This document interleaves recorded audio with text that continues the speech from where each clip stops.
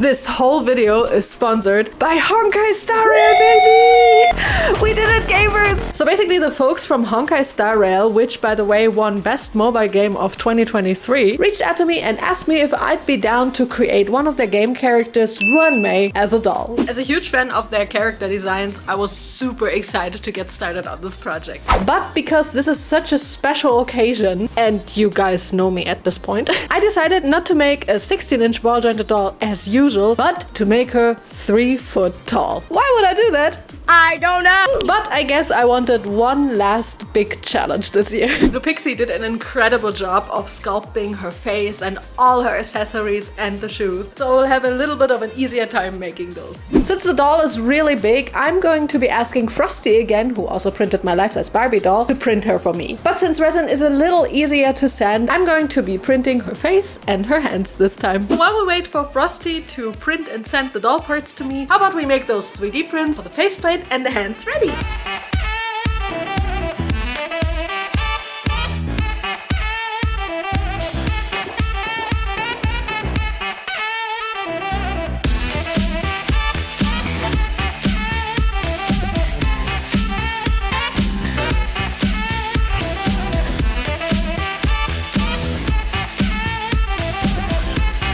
Alright, so the face and the hands just finished printing and we cleaned them up and sanded them. Luckily enough, in the meantime, I received a package from Frosty. Ooh! I only opened it up, but I haven't looked inside yet. So let's unbox it and see how the doll parts look like.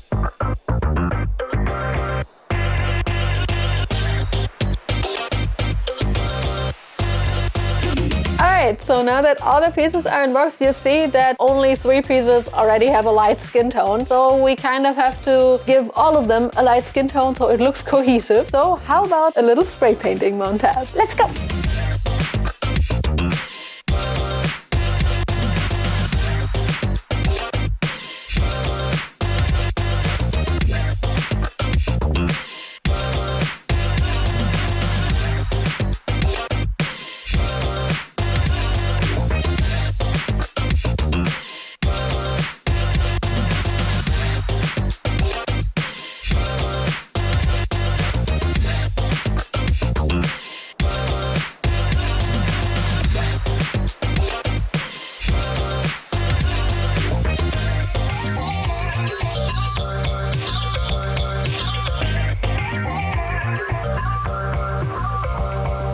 And here's the assembled doll. She is much bigger than I thought, but I really love how she already looks. However, making her was almost like a workout, so I decided to take a little break and play some Honkai Starrail. If you haven't already started playing this game, I'm telling you to hop onto that Honkai Starrail train, because this triple award-winning turn-based RPG from the makers of Genshin Impact, by the way, is freaking awesome. I mean, look at these character designs and this rich semi-open world experience. The best part is that it's free. It's free real estate. And available for PC, PS5 and on mobile devices. I'm really excited to announce that Ruan Mei and Dr. Ratio are the new limited 5-star characters that are available for you now. Ruan Mei is an ice-type character that follows the path of harmony and is capable of supporting her allies by increasing speed and break effects. While Dr. Ratio follows the path of the hunt, he possesses powerful follow-up attacks and gains various powerful buffs based on the debuffs that his enemy suffers. I'm really excited for the version 1.6 update, as the space station's new story will herald in a brand new map, the Seclusion Zone. The simulated universe will also receive further updates, bringing many new occurrences and curios for trailblazers to discover. And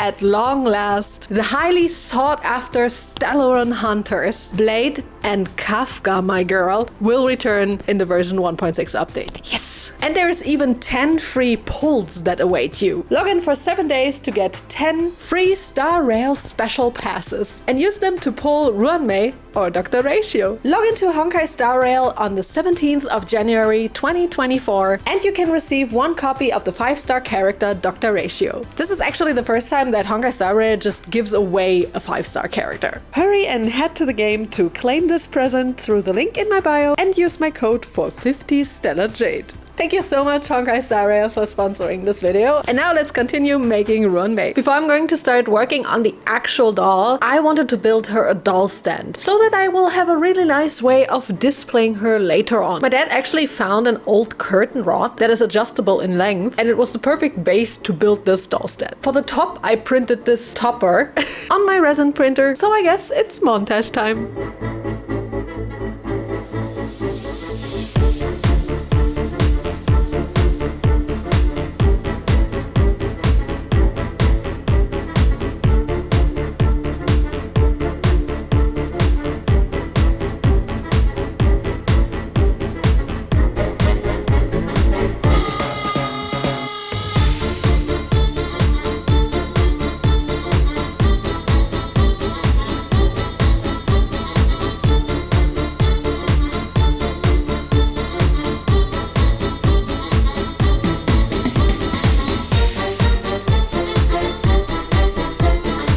The finished doll stand turned out so nice, I think. It will be a nice addition to the doll itself in the end. But speaking of which, how about we start working on her finally?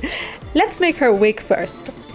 As you can see, I made her a wig cap with PVA glue and tights already and cut apart 2 wigs for the black and teal hair wefts. As always, I will be starting to glue the wig on the back of her head and use hot glue to do so because I am impatient. This is a pretty boring process, so let's do a little time lapse here. With the back of the head covered in hair, I then proceed to glue the front of the wig and first attach all the wefts for the bangs of the wig and set them with hairspray if necessary. And believe me, it was. Here you can see I separated them for a little more system and first cut the longer side bangs. By the way, if you're wondering why my studio looks so different right now, it's because we are in the middle of a very special studio build. Just wait for my next video if you're curious. As you can see, I continue to cut and style the front hairs weft by weft and try to make it look as close to Ruan Mei's hairstyle as possible. At first glance, her hair doesn't look all that difficult, but believe me, it was.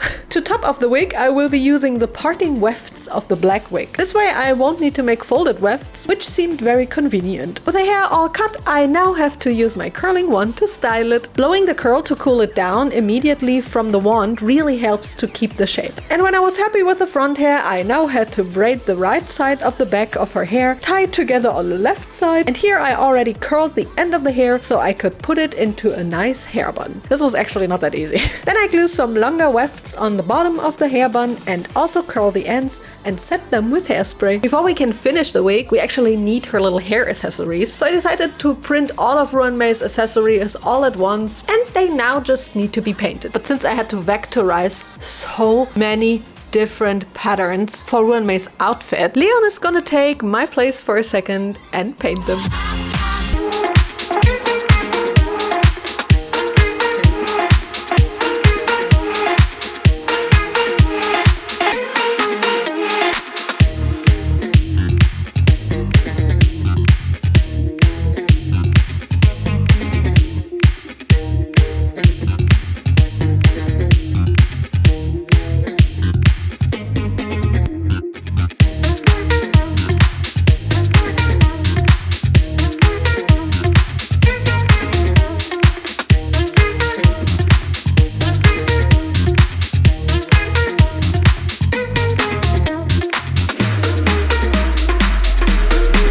Sprockly has kind of become a meme on this channel. I know it's technically wrong, don't worry. But we love the sprockle here. I then blush her cheeks with some light pink soft pastels and then proceed to sketch out her eye lines with a dark gray pencil. To make it look as much as Ruan Mei as possible, I'm actually referencing her artwork off cam and tried to paint the lines as accurate as I can. I also give her some small lashes and a second little outer lash. Her eyebrows are very thin and anime-like, so I'm drawing them on with my pencil as well. Making such simple lines look neat and symmetrical is actually really not that easy. The simpler the lines, the harder it is to make them look good. Same goes for filling them in with acrylic paint. I use a very thin detail brush for that, but especially on this bigger scale, it was really not that easy to fill in the lines, since they can't be bumpy or anything, right? The eyebrows were the hardest to fill in because they were one long, thin line, so I really had to take my time, breathe calmly, and relax as much as possible when painting them. Same thing when I painted her lip line and her Mundwinkel. But this really was the most difficult thing of the face, and now it was already time to add some sparkly shimmers to her cheeks. And after sealing her one last time with Mr. Super Clear, I then also add a little bit of gloss to her lips with Liquitex High Gloss Varnish. I was actually really looking forward to make her eyes. For the base, I printed these big eyes in resin and painted them white. And for the anime-esque iris, Blue Pixie gave me the iris texture from Ruan Mei, and I printed them in the correct size onto some glossy cardboard paper. I then have to cut them out as accurate as I can and end up with these two irises that I can now glue onto the eye bases with my wool glue. And when they were dry, I take my UV resin and put a drop onto the iris and spread it with a toothpick until it's evenly covered. Then do the same to the other eye and cure it for a couple minutes in my UV lamp. After they were fully cured, I then decided to top them off one last time with my non-wipe UV top coat, but this time cover the whole eye. And this is how the finished eyes look like. I think these are probably the best anime eyes that I have done to this date. They look 2D even though they're 3D, almost like an optical illusion, which I think is super interesting. And here's also the finished face, and I guess it's finally time to slap the face and the eyes together to see what she looks like. Okay, this is absolutely crazy to me. The eyes and the whole face look so real and unreal at the same time, if that makes sense. I feel I need to comprehend this for a second. So to make Ruan Mei's dress, I actually needed a couple days alone just to figure out how I would be even able to make this whole garment work. Then I needed to figure out the patterns, and then I needed to vectorize what felt like a million different fabric patterns. At first glance, the outfit doesn't look so bad, but the more you look at it, the more you realize just how many different little parts this whole outfit has. So the idea now is to make the dress in two parts. First, I will make the jumpsuit with the little pants underneath, then the mesh part in the middle and the bra cups on top, and then make an outer dress with the elaborate prints, and then the cape, the choker, the accessories, and so on. So first, I will be cutting out all the fabric patterns from a really pretty teal-colored cotton satin fabric that I found online. It was really pricey though, so I really didn't want to mess up anything or waste fabric if possible. I then also prepped a bunch of fabric vinyl cuts that I first have to weed out. These are only the fabric vinyl cuts for the panties though. I will need to do a lot more weeding later.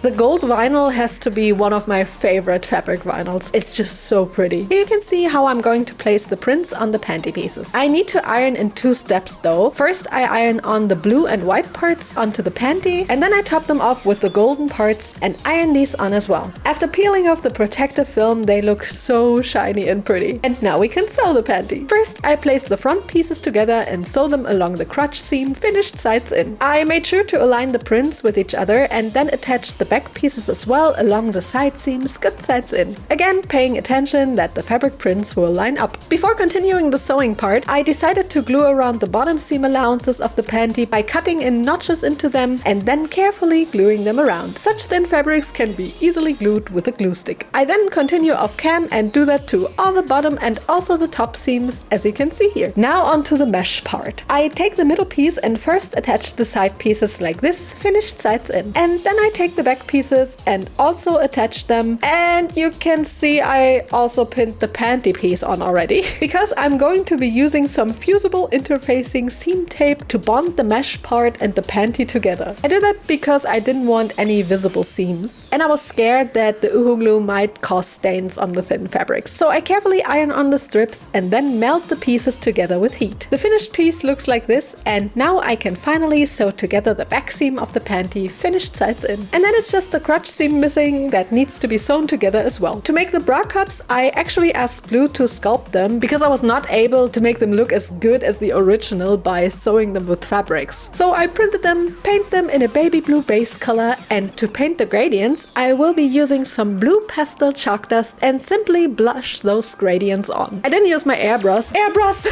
I didn't use my airbrush here because I only have a very cheap gun and it's not as good, and I just had more control like this. I then proceed to paint on the light blue lines on the upper cups and then use my liquid golden paint to paint the floral details on the cups golden. Alright, so I cut out all the fabric fabric pieces for the dress now. And now I need to put some gradients on it before we can put on the fabric prints. So I already put one of the pieces onto this old sign because I will need a background that is safe to be wet and that doesn't like warp or anything. Then I'm going to spray it with water and then use my airbrush to hopefully put a very nice gradient onto this. And I really hope I can make this work because oh boy, I'm scared.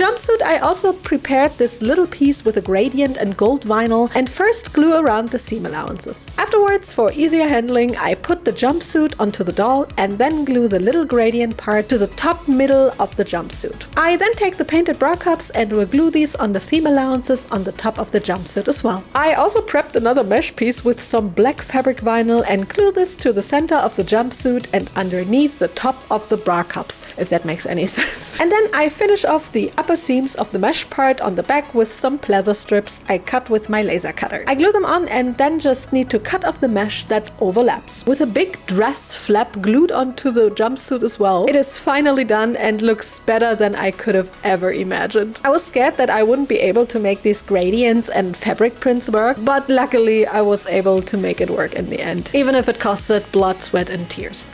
For the upper dress part, I needed to put on a lot of different layers of fabric prints that consisted of printed on vinyl parts and golden elements. It was not easy figuring out how to exactly proceed and print them in the right order, especially because they were on the outside and on the inside of the fabric. I also needed to cut some more pleather lines for the outer decorations on the upper parts of the dress and the cutout. To give them the correct color, I decided to top them off with flexible UV resin that I tinted gray and now spread it onto the elements with a toothpick. Afterwards, I cure them in my UV lamp and can then just satisfyingly peel them off the tape. After I finished all the pieces like this, I can then take the dress that I already sewed together off cam on the back seam and then glue on all the decorative elements with my beloved Uhu glue. Now just some decorations on the dress are missing. I 3D printed the closure of the dress and painted golden with my liquid golden paint. I really love this paint, but it really needs almost a full day to fully cure. And here are also the 3D printed flowers that Leon painted absolutely beautiful with acrylic paint. And now I really just have to glue the flowers and the closure onto the dress. And with that last step, the upper dress is also done. I'm so glad how pretty it looks actually. I think the flowers and all the fabric prints make it look really, really special, especially because I made them myself. And since the outfit was much more of a challenge than anticipated, I was extra proud that I could make this work. To make Ruan Mei's cape, I printed the plum blossom designs onto some fabric vinyl for light colored fabric. I put it on upside down onto the fabric, iron it on, and then carefully remove the transfer paper, revealing the pretty print. I do that to both sides of the scarf piece for the cape and then iron on the beautiful golden lines to it as well. I also ironed on the cape parts with the golden vinyl and first have to glue around all of the seam allowances. Thanks to editing magic, this is a fast thing to do, and I can now already proceed to sew together the side and shoulder seams on these 3 tiny little seams. Afterwards, it looks like this, and you can see I also already pinned on the scarf pieces, which I simply attached with the power of some Uhu glue. Now only the decorations are missing, so let's add the tassels to the scarf next. I bought these tassels on Amazon, and to attach them to the cape, I cut off the loop on the top of them and glue a tiny golden half bead to it. I make 8 in total for both scarf pieces and then glue them to the back side of the scarf like this and spread them evenly. The cape also has some some shoulder pieces I 3D printed and paint gold with my favorite gold paint and let them dry overnight. The next day I can take some Alleskleber and attach them to the shoulders like this. To make the little tassels on the side of the cape, I take a teal colored satin cord and tie and wrap around a thread like this first. I attach the ends with some glue and then start to untangle the cord by pulling it apart carefully so that the single cord strands won't be visible in the end anymore. I do that to all 4 ends and then brush them out before straightening them with my small hair iron. To add the gradients, I use some pastel chalks and paint the ends of the tassel and distribute the pink with a hairbrush. After cutting the tassel to length, it looks like this. Now I take these knots that Leon learned to make and made for me and glue them to the top of the tassel. And last but not least, I just need to glue the tassels onto both sides of the cape, and with that the cape is finally done. I think it turned out so pretty and I'm so happy with the prints and all the little decorations on it. The cape goes hand in hand with the collar of the outfit though, so that will be our next target.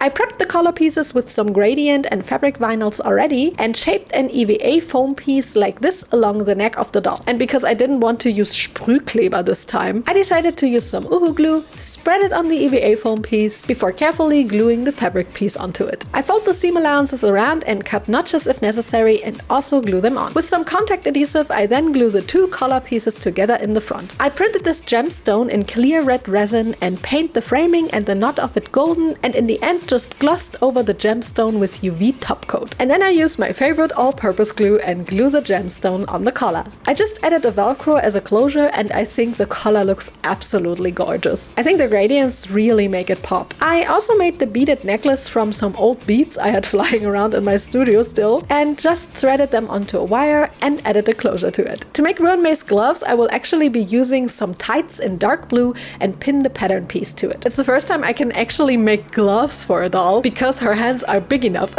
After I pinned it on, I then sew along the pattern piece, which I placed on a paper so that the machine wouldn't eat the fabric. After removing the pattern and the paper and cutting away the excess fabric, the glove looks like this and now just needs to be turned inside out. Now I need to apply the golden details to the glove and first iron on the front part of it, then cutting into the transfer vinyl so I can fold around the golden trims to the back and also iron those on. I then carefully remove the transfer vinyl and end up with these beautiful golden details. Last but not least, I need to trim away all the excess along the gold trim and also make the cutouts on the gloves. I prepped these gradient pieces I ironed on some mesh and now glue them onto the inside of the glove as a last step to finish them. The bracelet was also one of the accessory pieces Blue made and I just needed to chromify it with my silver chrome paint. And with this last step, the gloves are also done. It was such a cool experience to make some gloves for the first time and also to be able to make them look so cool with the cutouts and the gold trim. To make her thigh band, I cut the shape from 1mm EVA foam first and then cut the strips from beige colored pleather because I didn't have any blue or tealish pleather laying around. I then paint them dark blue and light blue and glue on the pleather strips to the foam piece. Last but not least, I take the little 3D printed decoration flower, paint it and then glue it to the centerpiece of the thigh band. With a little closure added, the thigh band looks really pretty and I think we are actually nearing the end of this custom doll. There are just a few pieces left. Okay, so Frosty was actually so kind and also printed Ruan Mei's shoes for me, and Leon already sanded them smooth, and since I have some other stuff to do, I'm just gonna give those shoes into Leon's hands and let him paint those.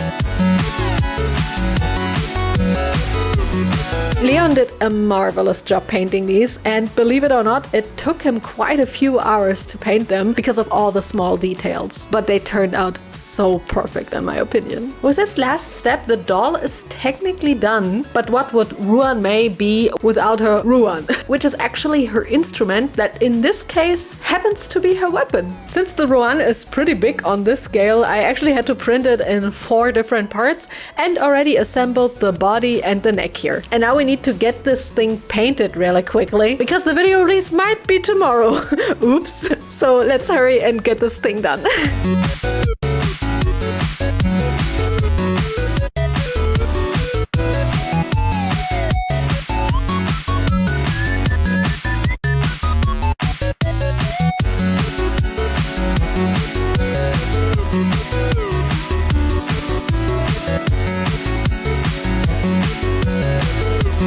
With all the parts being finally ready, I can then assemble the doll completely for the very first time. And oh boy, this was such a very, very special moment for me. Oh my god, you guys, I just put her together and this is so crazy. This is so crazy. I can't believe she is real. So I guess it's presentation time. Yay!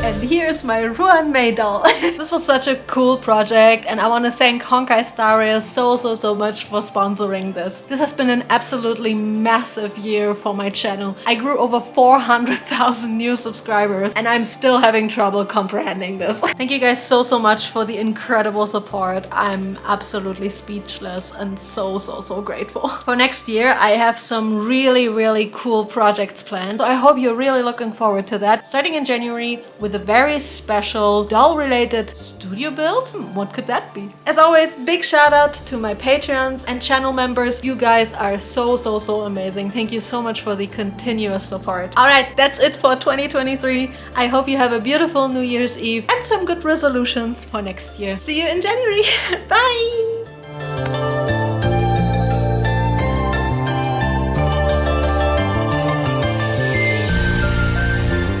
When you're filming things, you don't get cold by carrying everything around. Jesus.